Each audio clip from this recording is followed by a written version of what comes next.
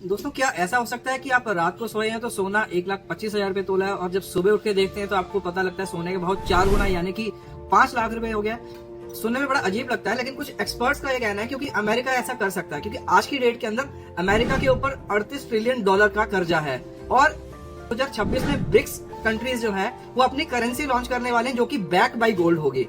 और अमेरिका जो इस समय काफी ज्यादा आर्थिक मंदी की तरफ जा रहा है वो भी पूरी कोशिश कर रहा है कि अपनी करेंसी को रीसेट करे।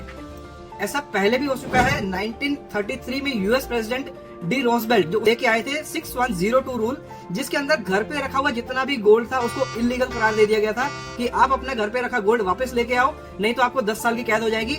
आपका रखा हुआ गोल्ड उस टाइम के हिसाब से $20.76 पर आउंस के हिसाब से वापस लिया उन्होंने और लगभग 6 महीने के बाद में उसी को रीवैल्यूएट करके $35 पर आउंस के हिसाब से उन्होंने दोबारा पब्लिक को कहा कि अब आप इसको खरीद सकते हो। कुछ ऐसा स्टेप हो सकता है अपने सेकंड टर्म के सेकंड हाफ के अंदर यूएस प्रेसिडेंट डोनाल्ड ट्रंप भी ले सकते हैं अपने देश की अर्थव्यवस्था को बचाने के लिए, क्योंकि आज की डेट के अंदर US dollar back by gold नहीं है, सिर्फ वो प्रॉमिस और ट्रस्ट के ऊपर ही है, उसके पीछे सोना नहीं है।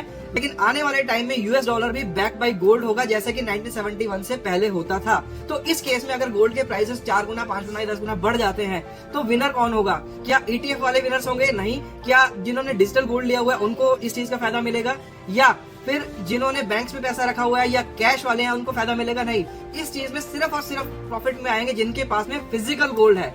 तो ये सिर्फ एक एक्सपर्ट की राय है, कोई ऐसा नहीं है कि आप इस वीडियो को देखते ही सोना झट से खरीद लें। जो भी आप फाइनेंशियल फैसला लें अपने विवेक के अनुसार लें। Thank you.